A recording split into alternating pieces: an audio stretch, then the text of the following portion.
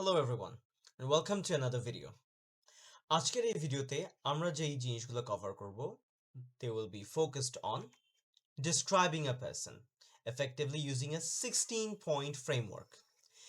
এই particular video লেসনের মধ্যে আমরা একটা পার্সনের ক্যারেক্টারিস্টিক্সের কোন কোন বিষয়গুলো তুলে ধরা দরকার যেগুলোর মাধ্যমে একটা পার্সনের প্রপার একটা ডেসক্রিপশন দেওয়া যায় সেগুলো নিয়ে শিখব. So without further ado, let's get started.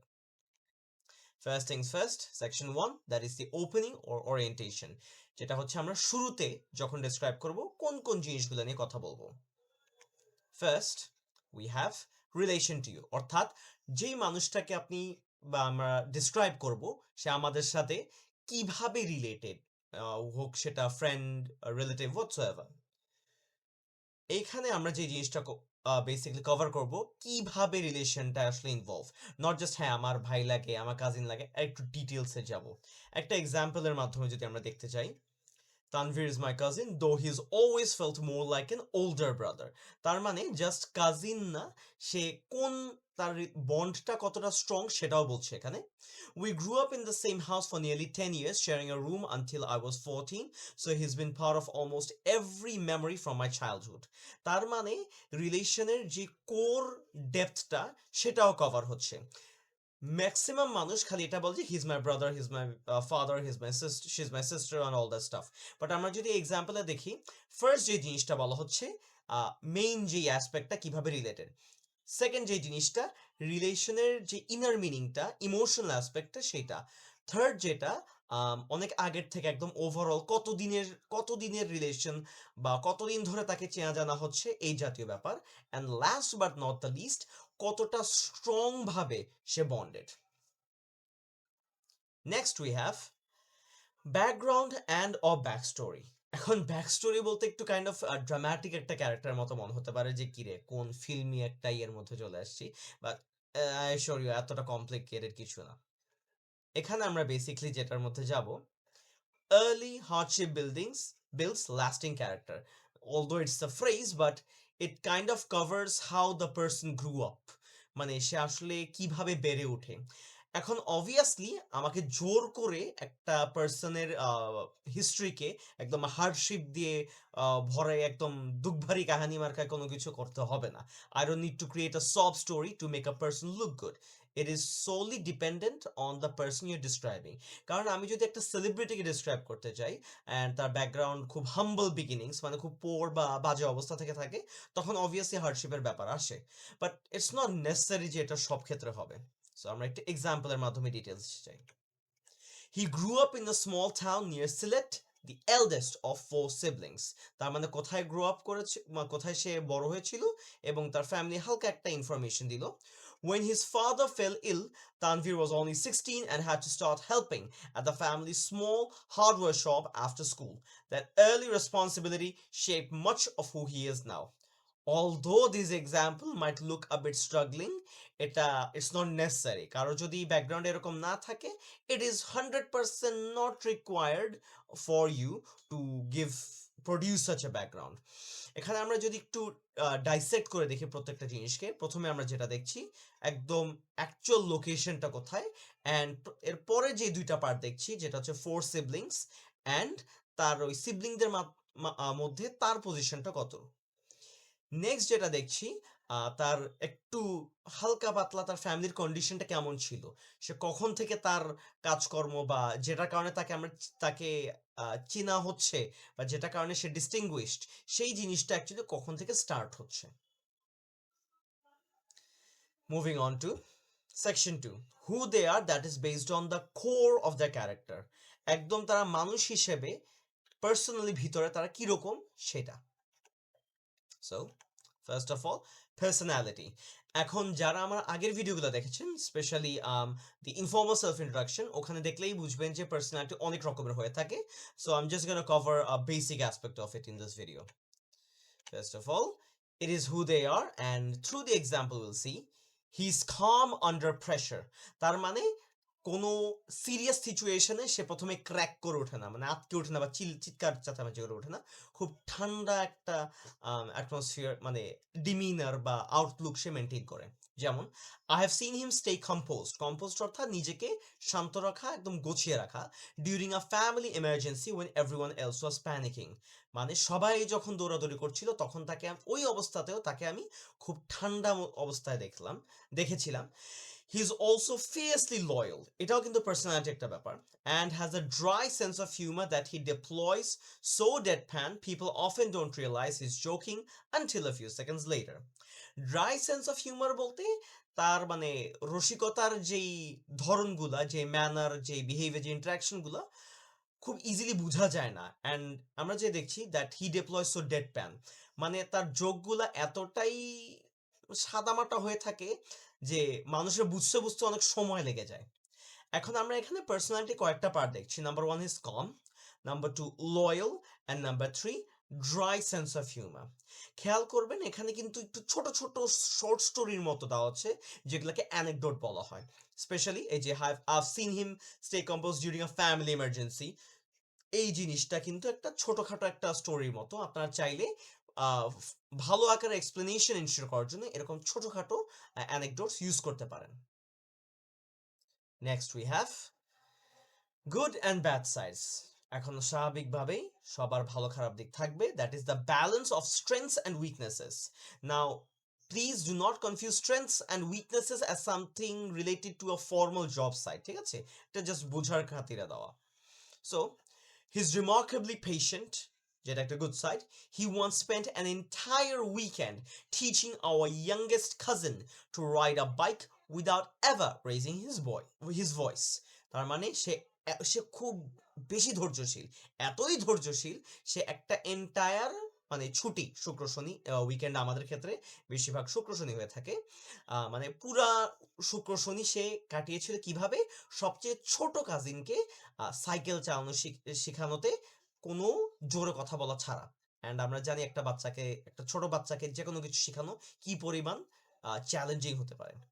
But that same steadiness turns into stubbornness when he's made up his mind। তার মানে কি, এই সেম ধৈর্যটা একটা অনেক ক্ষেত্রে ঘাড়তারামিতে পরিণত হয় যখন সে কোনো কিছু স্থির করে ফেলে। যেমন he once refused to take a faster road home just because he had already committed to his original plan। তার মানে যদিও বেটার অপশন ছিল, সে কোনো হারেই ওটা চুজ করবে না, কারণ সে ওটাই স্থির করে রেখেছে। এখন খেয়াল করে দেখবেন আমি এখানে যে টেকনিকটা ইউজ করেছি, সেম জিনিসটাকে অপোজ করে দিলাম, that is two sides of the same coin. এখানে অনেকেই বলতে পারে যে স্টাবারনেস অ্যান্ড পেশেন্স এক জিনিস কিভাবে? বলাই যায়, কারণ যে স্টাবার্ন সে কিন্তু মানে তার রেজাল্ট না পাওয়া পর্যন্ত সে আটকে থাকেই। In a sense it is actually patient. However it's not necessary যে আমরা সবাই এরকম two sides of a coin theory use করে, একদম মানে অপোজিং থিওরি ইউজ করে জিনিসটা বলবো। গুড অ্যান্ড ব্যাড সাইডস অবশ্যই খুব বেশি ডিফারেন্ট হতে পারে, there is no issue with that. Now we are going to move on to values or belief. তার মানে সে কোন কোন জিনিসের উপর বিশ্বাসী, তার কোর ভ্যালুজ, সে ফিলোসফিক্যালি বলি, মোরালি বলি, রিলিজিয়াসলি বলি, কোন জিনিসের উপর একটু বেশি ফোকাসড হয়ে থাকে। আমরা যদি একটু এক্সাম্পল দিয়ে দেখি, he values honesty above almost everything else। তার মানে সে সততাকে খুব বেশি গুরুত্ব দিয়ে থাকে। I remember him telling a customer at his shop that a product wasn't worth the price even though it cost him the sale. He said he'd rather lose money than lose someone's trust। অর্থাৎ আমার এখনো মনে পড়ে যে সে তারই দোকানে একজন কাস্টমারকে বলল যে এই প্রোডাক্টের দামটা প্রোডাক্টের কোয়ালিটির সাথে যাচ্ছে না। যেখানে আমরা মানুষকে দেখে থাকি যে যেভাবেই হোক সেলটা এনশিওর করতে যায়, সে এখানে নিজের লস করে হলেও এটা বলল যে আমি দরকার হলে লস করব কিন্তু কারো বিশ্বাস হারাবো না। অ্যান্ড এটা যে অনেস্টি হইতে হবে এটা নট নেসেসারি, আপনারা চাইলে আরো অনেক কিছু দিতে পারেন, সাচ ইজ ইন্ডাস্ট্রিয়াস, ডিলিজেন্ট, যেগুলো হার্ডওয়ার্কিং এর সিনোনিমস, বা বা how should I put this, ট্যাকটিক্যালও হতে পারে অনেক ক্ষেত্রে, result oriented. It depends on the person you're describing. So now we are going to move on to speech or communication style. And the reason we're going to go over this particular aspect is because they reveal a lot about a person. একটা মানুষের কথা বলার ধরন দিয়ে তার ব্যাপারে অনেক কিছু জানা যায় and বোঝা যায়. So let us understand this with a short example or description. He speaks slowly and deliberately. খুব আস্তে ধীরে চিন্তা ভাবনা করে কথা বলে, as if weighing each word before it leaves his mouth. প্রত্যেকটা ওয়ার্ড তার মুখ দিয়ে বের হওয়ার আগে সে চিন্তা ভাবনা করে তারপর ছাড়ে।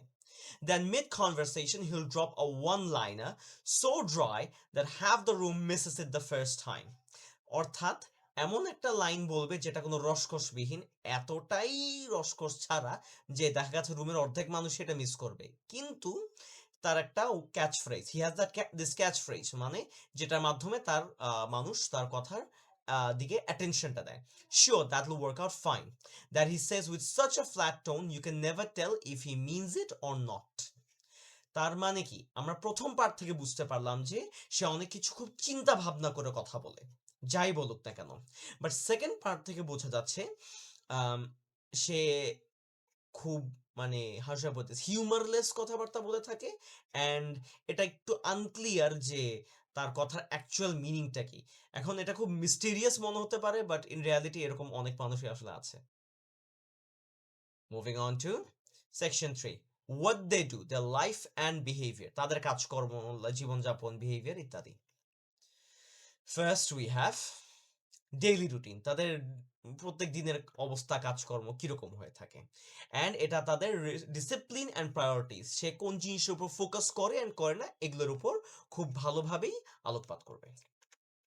He wakes up at 5 a.m. for a run along the riverside, opens his shop by 9, spends the day handling customers and inventory, and usually unwinds at night with a chapter or two of whatever book he's reading.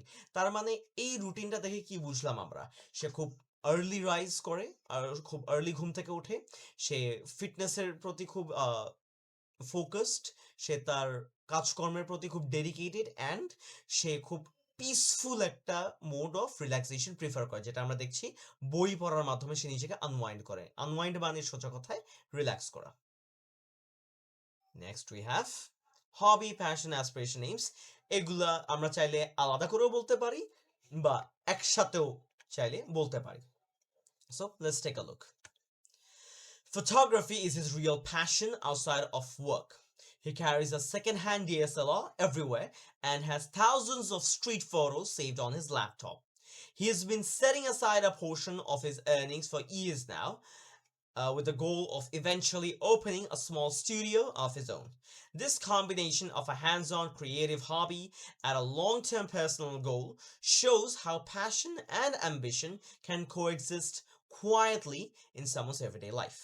খেয়াল করবেন আমি কিন্তু এখানে হবিটা খুব একটা clearly uphold করি নাই, যেহেতু এখানে জিনিসটা কাইন্ড অফ প্যাশন অ্যান্ড এইমের দিকে বেশি ফোকাসড। হাউএভার কারো ক্ষেত্রে যাদেরকে আমরা ডিসক্রাইব করব, তার যদি হবি, এইম, প্যাশন, ইন্সপিরেশন সবগুলা ব্যাপার আলাদা হয়ে থাকে, you are more than welcome to describe every aspect separately.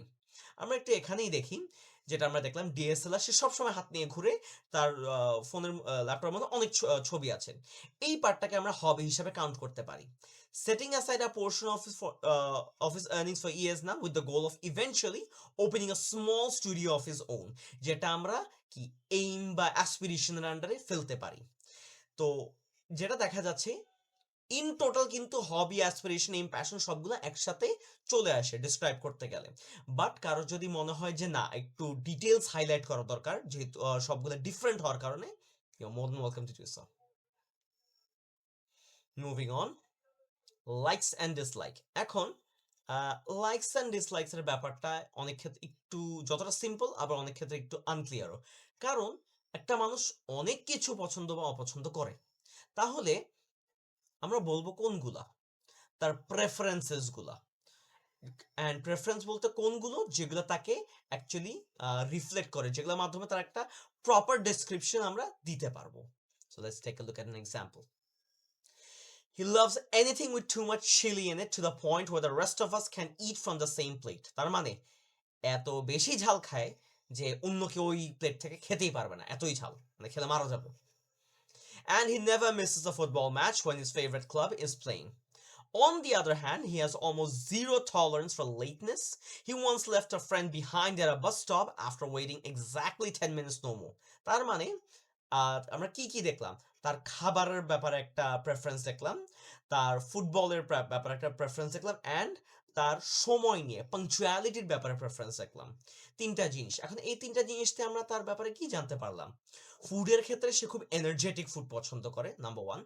তার হবি, তার ফুটবল ক্ষেত্রে যেটা সে দেখে থাকে, সে খুব dedicated and it's an active sport, not a dormant one. And last but not the least, সে খুব ডিসিপ্লিনড থাকে, যেটা আমরা আগেও দেখেছিলাম এই সেম লেভেলের এক্সাম্পল থেকে। অ্যাজ আ রেজাল্ট সে ওই জিনিসটা কি খুব স্ট্রংলি ডিসলাইক করে। সো 2টা লাইক পেলাম, একটা ডিসলাইক পেলাম। কেউ চাইলে আরো বেশি দিতে পারে, কিন্তু খেয়াল রাখতে হবে এক্ষেত্রে যেন আমরা ট্র্যাক হারায় অতিরিক্ত লাইকস এন্ড ডিসলাইকস এর উপর ফোকাস না করি। মুভিং অন টু স্কিলস, দক্ষতা বা স্পেশাল এরিয়াস কি কি কার কি কি আছে, যেটা তার প্র্যাকটিক্যাল স্কিল। অ্যান্ড মাথায় রাখতে হবে, এটা আমি আগেও বলছিলাম আমার ইন্ট্রোডাকশন বেসড ভিডিওগুলোর মধ্যে, স্কিলস কিন্তু মানুষ আস্তে ধীরে শিখে। It's not something that you born with. এটা মানে জন্মগত কোনো স্পেশাল ট্যালেন্ট না। Without any formal training, he has become remarkably skilled at fixing mechanical things.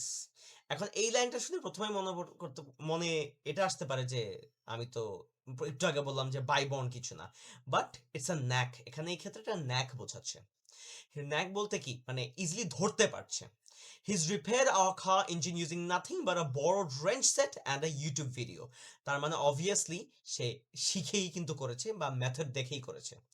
Neighbors regularly bring him broken fans and generators instead of calling a technician. His ability to learn by doing and solve real problems without formal qualifications is one of his most defining qualities. এবার আসি স্কিলসের actual core meaning এখানে। সাধারণত skills মানে যদিও আমরা জানি যে যে জিনিসগুলো আমরা আস্তে আস্তে ডেভেলপ করি, বাট এটা যদি স্পেশাল স্কিল হয়ে থাকে যেটা এখানে দেখছি, ওই ক্ষেত্রে ইট is not something that requires extensive training letter on. যেটা আমরা এখানে দেখতে পাচ্ছি, এখানে কিন্তু তার এক্সটেন্সিভ ট্রেনিং এর কথা বলা নাই। হ্যাঁ, অবভিয়াসলি ইউটিউব দেখে দেখে সে করেছে, তো মুখস্থ করতে পারে নাই, বাট এখানে কাইন্ড অফ স্পেশাল স্কিলসটা বেশি ফোকাস হচ্ছে। কারণ যদি ইচ্ছা হয় স্কিল বা স্ট্রেংথ অ্যান্ড স্পেশাল স্কিল আলাদা করে চাইলে ব্যাখ্যা করতে পারে। Then we have interaction with others. অন্যদের সাথে তার কমিউনিকেশন বা তার বিহেভিয়ার কিরকম, এন্ড এটার মাধ্যমে বুঝি তার কনটেক্সট, ক্লোজনেস ইত্যাদি। He tends to be reserved around strangers, quite polite, doesn't say much more than necessary. Kind of an introvert একটা বা reserved একটা nature আমরা বুঝতে পারছি। But around family, he's completely different. He is the one who remembers every birthday without being reminded, and he'll call just to check in on people going through a hard time. তার মানে প্রথম এতটুকু আমরা কি বুঝলাম, যে যাদেরকে চিনে না তাদের ক্ষেত্রে সে খুব রিজার্ভড, বাট যাদেরকে চিনে তাদের ক্ষেত্রে সে শুধু উদার না, সে ভয়াবহ উদার। এত বেশি যে কারোর যদি খারাপ লাগে সে নিজে ফোন করে তাকে সান্ত্বনা দেওয়ার চেষ্টা করে। পরের পার্টে যদি দেখি, this contrast between his public and private self reveals how deeply he values the people he is close to, and how trust once earned unlocks an entirely different side of him. অর্থাৎ যারা তার বিশ্বাসের যোগ্য তাদের জন্য সে মন খুলে প্রাণ খুলে যা যা আছে, মানে যতটুকু possible and in certain case even more করার চেষ্টা করবে। হ্যাঁ, অনেকে বলতে পারে যে এটা কি ডিরেক্টলি একটা ইন্ট্রোভার্ট। নট 100%, আই গেস সে একটু selective in this case. Anyhow, okay. So at this point we are going to move on to current life stage or context. সোজা কথায় বর্তমানে তার সার্বিক কি অবস্থা চলছে সেটা। এখানে অনেকেই ওয়ান্স অ্যাগেন এটা আগেও বলেছিলাম, বাট বলাটা প্রয়োজন মনে করছি, প্রয়োজন তাই বলছি। অনেকে এখানে অনেক বেশি ডিটেলসে চলে যাবে, বর্তমানে সে কোথায় আছে, কি করছে না করছে, তার সুবিধা অসুবিধা everything, but we only need to focus on the aspect that describes him. So let's look. At the moment, he's adjusting to a new job in logistics while also caring for a newborn at home. বর্তমানে সে একটি নতুন চাকরির সাথে adjust করছে, while at the same time তার newborn বেবির আগমনটাকে সে মানে basically adjust করা ট্রাই করছে, যেহেতু এখানে খুব কম ঘুমেন, অনেক বেশি কাজ, অনেক আই গেস মাল্টিটাস্কিং সহ ইনভলভড। সো এখানে কিন্তু চাইলে আমরা অনেক ডিটেলসে যেতে পারি, স্পেশালি লজিস্টিক্স জব নিয়ে, the what type of baby he has, is it a fussy baby, is it a calm baby, অনেক ডিটেলসে যাওয়া যায়। We don't need it, we just need to give the context. সোজা কথায় just একটা idea দিলেই মোর enough. But যদি মনে হয় কোনো স্পেসিফিক ডিটেলস দিলে আরো বেটার হবে, it is best to confine, মানে ডিটেলসটা লিমিট, একটা থেকে দুইটা পিস অফ ইনফরমেশন মধ্যে লিমিট করে রাখাটাই better. Now we are moving on to section 4, that is proof or evidence. এখন এটা কিসের প্রুফ বা এভিডেন্স, সেটা এলিমেন্টসের মাধ্যমে বুঝে যাবে। ফার্স্ট উই হ্যাভ অ্যাচিভমেন্টস, মানে এক কথায় তার ব্যাপারে আলাদাভাবে মানুষ কি চিনে, দ্যাটস ওয়াই প্রুফ বা এভিডেন্স বলা। So let's start. He was the first person in our family to graduate from university, studying on a partial scholarship, and later went on to build his own hardware business from a single rented stall to a shop with 3 employees. তার মানে সে তার ফ্যামিলির প্রথম university graduate, যে partial স্কলারশিপে পড়াশোনা করে, সে তার নিজের বিজনেস স্টার্ট করে একটা ছোটখাটো স্টল থেকে 3 জন এমপ্লয়ি সহ একটা দোকানে। এখন অনেকেই বলতে পারে এটা খুব আহামরি কিছু না, বাট বিলিভ মি, এটা ইটস এ হিউজ থিং। অনেকের ক্ষেত্রে অনেক রকম অ্যাচিভমেন্ট থাকে, অ্যান্ড এটা পার্সপেক্টিভ টু পার্সপেক্টিভ ভ্যারি করে। যেই মানুষটা একটা স্ট্রিট স্টল থেকে একটা মানে শপিং মলের দোকানে কনভার্ট করে, সেটা অবভিয়াসলি তার জন্য একটা হিউজ অ্যাচিভমেন্ট। যেই মাদার অনেক মানে 4-5টা বাচ্চাকে একদম বড় করে মানুষ করে, তারপর sending them of, having them married of and all that staff, that's also an achievement. Achievement does not have to be something very fancy or grand. It can be anything, person to person vary করবে। Next we have a specific memorable moment or anecdote. কেন এটা দরকার? কারণ এটা দিয়ে বোঝা যাবে যে আপনি অ্যাকচুয়ালি মানুষটাকে কত ভালোভাবে চিনেন বা বুঝেন। এটা kind of like a short story type. So let's see. One night, the car we were traveling in broke down on a highway at midnight, miles from the nearest town. তার মানে মাঝরাতে আমরা যাচ্ছিলাম এক টাউন থেকে আরেক টাউনে, হঠাৎ করে মাঝরাতে গাড়িটা ভেঙে পড়ে বা কাইন্ড অফ শাটডাউন হয়ে যায়। Rather than panic, he popped the hood, diagnosed a loose belt by flashlight, and fixed it using a spare shoelace as a temporary fix to get us moving. To this day, he jokes that it's the only time a shoelace has ever saved a road trip.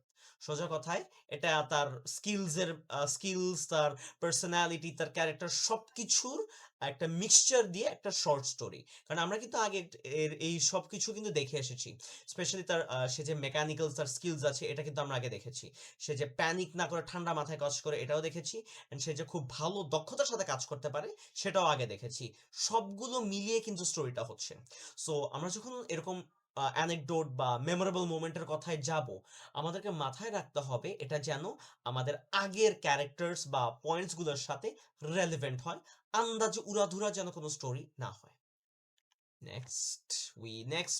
Right now we are moving on to closing, তার মানে আমরা এন্ডিংটা কিভাবে যাব। So first, how you spend time with that person. মাথায় রাখতে হবে এটা যদি সেলিব্রিটি হয়, obviously there is no possible way you can come up with how you spend time with that person. কারণ লেটস সে ইউ নেম, এখন তো ফুটবলের সিজন চলতেছে, যাক কোনো ফুটবল প্লেয়ারের নাম বলবো না, মারামারি লেগে যাবে। Let's say X Y Z একজন প্লেয়ার, এখন তার সাথে আপনার কোনো রিলেশন নাই, তাহলে এই পয়েন্টটা কিন্তু পুরোপুরি ইনভ্যালিড। বাট যাদের আছে, অবভিয়াসলি এটা বলতে হবে। অ্যান্ড এখানে আমরা কি কভার করব, অ্যাকচুয়ালি প্রত্যেকদিন কি হয় তার সাথে, কিভাবে স্পেন্ড করা হয়, কোথায় যাওয়া, every small details, but not at a broad scale. Most Fridays, মানে বেশিরভাগ মানে শুক্রবারগুলোতেই mostly, the two of us sit down for tea at the same corner shop we've gone to for years and end up talking for hours, sometimes about nothing in particular, sometimes about things neither of us would bring up with anyone else. তার মানে প্রত্যেক শুক্রবার কম বেশি আমরা দুইজন আহ, আশেপাশে corner একটা দোকানে চা খেতে খেতে আড্ডা দেই। মানে মাঝে মধ্যে একদম কোনো আগাগোড়া ছাড়া এমনি আড্ডা দিয়ে থাকি, আবার মাঝে মধ্যে এমন এমন জিনিস নিয়ে আড্ডা দেওয়া হয় যেটা অন্য কারোর সামনে বলা যাবে না। These small rituals, a regular time, a familiar place, and easy silence are often the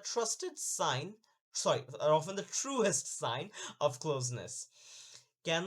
কারণ এই জিনিসটা তার মানে আপনার সাথে তার যে বন্ডটা সেটা রিপ্রেজেন্ট করে। Shared routines reveal the texture of relationship, not grand gestures, but the quiet repeated choice to show up for someone. When describing a person, these moments of shared time speak volumes about the bond and what the relationship means to you. এখন একটা জিনিস আসলে লাস্টে বলতে পারি, একটু বাড়তি বলে দিয়েছি, এটা চাইলে কেউ অ্যাভয়েড করতে পারবেন, স্পেশালি এই দিস স্মল রিচুয়ালস থেকে ইউ পর্যন্ত, ঠিক আছে? এই পার্টটা অনেক ক্ষেত্রে এই পার্টটা দেওয়ার কারণ কারণ এই মানে ইন্টারাকশনের যে বিষয়টা, এটা কেন ইম্পর্টেন্ট, আমি কেন এটা বলতে যাব, সেটা আপহোল্ড করার জন্য। It is not a vital part, it is solely for the sake of explanation. এখানে চাইলে আপনারা এডিট করতে পারেন যে are often the truest signs that represent our closeness, এটাও বলতে পারেন। বা shared routines show how repeatedly you show up for someone, এভাবেও আলাদাভাবে বলতে পারেন। নট নেসেসারি যে একদম 100% এভাবে বলতে হবে। প্লিজ নোট যে দিস স্মল রিচুয়ালস থেকে লাস্ট পার্টটা, it is solely for the sake of explanation, এটা not necessary. Okay, so now we're going to move on to impact or influence on you and or others, অর্থাৎ আপনার উপর কোন ধরনের প্রভাব পড়ে থাকে বা আপনি এবং অন্যদের উপর কি রকমের প্রভাব পড়ে থাকে।